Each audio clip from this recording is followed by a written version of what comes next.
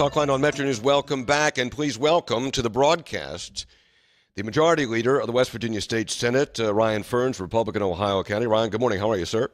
I'm doing well, Hoppy. How are you? I'm great, thank you. And Mike Romano, Democratic Senator from Harrison County. Mike, good morning to you. Hoppy, good to hear from you this morning. Mike, let's start with you. Do you think that the governor is on the right track when he says let's raise $450 million in new taxes and make cuts of $27 million? Is he on the right track or the wrong track? Well, you know, Hoppy, there's a lot of different ways to attack what has become an absolute crisis. And, you know, we got to remember, and our legislature failed in the last 2 years to address this crisis. We've been doing it with one-time measures, you know, one-time fixes that kicks the can down the road. And now we're facing a $400 million deficit. That thing is going to double to almost $800 million if we do not make permanent fixes to our budget. In other words, either permanently raise revenues or permanently lower expenses. And certainly there's a combination of ways you can do it. Now, you know, it's clear that my friends on the other side, Senator Ferns being one of them, have rejected the governor's proposal. I'm looking forward to seeing what they propose because they're in the driver's seat. Okay, they are. But let me ask you, do you believe the governor's on the right track with $450 million in tax increases and $27 million in cuts?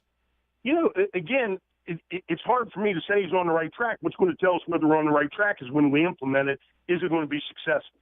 I mean, certainly raising $450 million in taxes a lot. You got to remember, the legislature brought taxes down $500 million over about the last decade. We're the 17th lowest tax state in the country. So there is some room to raise some revenues. How you do that, what combination of things that is, I think the critical factor is, it's missing from the governor's budget, is there's no relief for working people in West Virginia. You've got to put money in the hands of working people so they can spend it in the economy and drive our economy. What the legislature's done over the last two sessions is really dry up our economy by slowing down all the things we're doing out there within the state that create economic activity. I'm gonna get back to you because I think you leave me a little bit dumbfounded, Mike, as you sometimes do. So I'm gonna get back to you. You stay I'm good with at that, Hoppy. I know you're practiced at that. I'll get back to you. But Ryan Ferns, the majority leader. You know, what do you think the budget that's I just had Mike Hall on, and what do you think the budget is going to look like coming out of the Senate? I mean, clearly you're not going to go all in on the governor, right? On what he's proposed. No, that's right. I mean, I think we've done that long enough now. I mean, West Virginia could be a case study for what's not working. We've tried one method for 80-plus years, tax and spend, and we've now proven. I think that in good times and in bad, we've proven that does not work. So you're absolutely correct. We are not going to be looking at the governor's budget with any seriousness.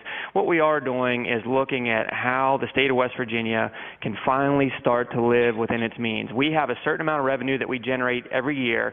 So rather than saying, this is what we want to spend, now how are we going to come up with that money? How much tax do we have to raise in order to get to that number?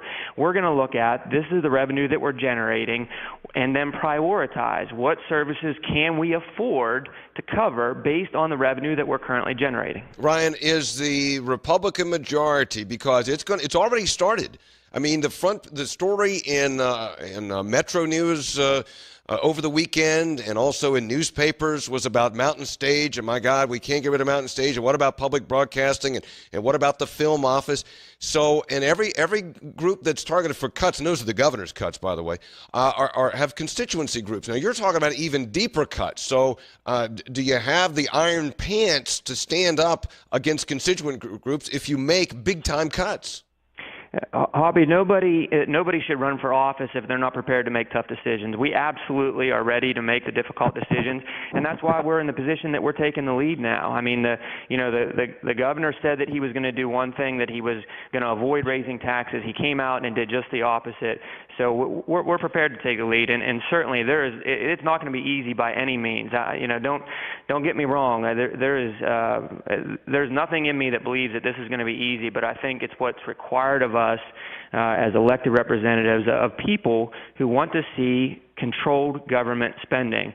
As I said before, the time for tax and spend is over. Ryan, do you believe that? Wait. Go ahead, Mike. Go ahead, Mike.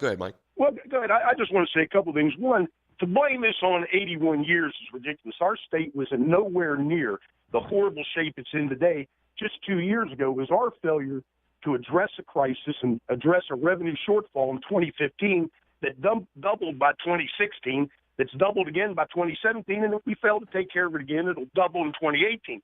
Senator Ferns, it's just disingenuous to blame that on the Democrats' 81 years. The revenues, the energy glut didn't happen until 2015, and nobody addressed it. In response to that, I think what I actually said was... Wait a minute, Mike, go ahead, Ryan. Policies, I'm sorry? Ryan, go ahead. Go ahead, Ryan. Well, this approach of increasing taxes every time that we have a budget shortfall has been the method that's been used for over 80 years. I'm not placing blame on any one group or anything. I'm just saying that method has been tried, and it's landed us where we're at today. And I don't think there's anybody by any stretch of imagination believes that we're in a good place today, or that we were 2 years ago or 4 years ago. Mike, tell me what taxes, is it the governor's tax increases or other tax increases, what tax increases do you support to try to balance the budget? Let me say this, Hoppy. I don't want any tax increases. Well, nobody does, but what do you... I understand. No, I just want to make it clear. Nobody wants tax increases. The reality is, though, we can take one of two tacks. The tack that Senator Ferns wants to take is the Wisconsin tack. Cut everything to the bone, slow down economic activity, hope you dig your way out of it. They're hundreds of millions of dollars in the hole. Minnesota, on the other hand, who faced the same kind of slowdown that Wisconsin did and we're facing now, doubled down on education, put more money in higher education, took care of working people by giving them a tax break, putting a little bit more burden on the big wage earners like you and me, who can pay a little bit more. So do you want to you want to increase the income tax on which is I think it tops out, the state income tax tops out at 6.5%. Do you want to raise the income tax on higher income earners? Is that what you're saying? Well, I know you want me to commit to that. Mike, I'm just asking. Mike, I'm just wait. Mike, I'm just asking. You say, look, I ask Ferns, you want to cut? Are you ready to take the blowback on cuts? I'm asking you. You say we can't cut anymore. We need revenue for higher education, for all these things. I'm just asking where it comes from. That's all I'm asking. What I said, it should be a combination, though. Okay. Not strictly tax increases, not strictly cuts. Sure, there's always places you can find some efficiency. I would recommend broad-based taxes, like maybe bringing back part of the food tax, bringing back part of the sales tax, but giving working people a tax break, because they shouldn't have to bear that burden of catching up and closing the hole that's been created. That's all I want, Mike. That's all I want you to do was say raise the food tax or raise whatever. Because I'm not finished. Let's look at the way we're collecting severance tax. Let's look at the way we're collecting severance tax. Let's see if we could go to a tiered approach on severance taxes. Also, let's get rid of the waste. I said many times that when the Republicans took control of the legislature, I was kind of looking forward to working with them to find the places that had been wasteful in West Virginia for decades. Like Ryan said, when one party's in there for a while, people don't want to change things. They want the status quo. I thought things could get shooken up. Unfortunately, what we've done over the last two legislative sessions, Hoppy, is we've just attacked ideological issues. Gays and guns and abortion. Those are the only issues we've looked at. Rewriting the U.S. Well, hang on a second. Ryan, let me get back to you. Nobody's talking about gays and guns now. We're talking about trying to figure a way to balance the budget. Now. Well, nobody. Hey, we're running out of time now. We're looking at the abyss. He forgot about legal reform. That's probably one he'd like to forget about, too. Well, all right, it's not going to move us forward, Ryan. All right, I'll tell you what. Let me end this with this. Ryan, as the majority leader, clearly within a couple weeks probably there's going to be the Senate and the House majorities will have some sort of spending plan in place. Do you believe that spending plan will have cuts and tax increases, or just cuts? And I'll ask the same thing of Mike, and then we'll leave it there for now. Hoppy, I think we are going to do everything in our power to produce a balanced budget without raising the taxes on the people in West Virginia. Obviously there's 134 members of the legislature. I can't say for sure that everyone or even a majority of those will agree to that. I think there's a possibility that there might have to be a combination of short-term revenue enhancements combined with right-sizing our government.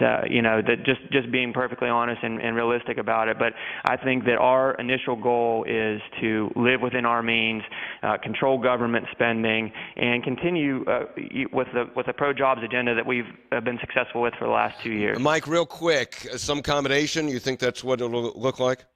Well, Hoppy, as I started out, the Republicans are driving the train. I can't wait to see what their proposals are. I don't think you can cut $500 million from this budget that the governor's already cut $500 million off of over the last 2 years and still have a successful government. I would think it's got to be a combination of some tax increases and some drastic cuts, but at the same time, nobody asked the Democrats what we want to do. They're going to do it on their own, and so I'm really looking forward to their proposal. Well, I asked you. That's why I had you here. That's why I had you here, Mike. Why you always make me argue with you? That's why I had you here, to hear what you have to say. What you're on the radio for, Hoppy. You like to argue. Go ahead. Mike Romano, Democratic Senator from Harrison County. Ryan Ferns, the Majority Leader, Republican from Ohio County. Thank you both for coming on. Ryan and Mike, I appreciate it. Thank you, Hoppy. Thanks, Hoppy. All right, thanks.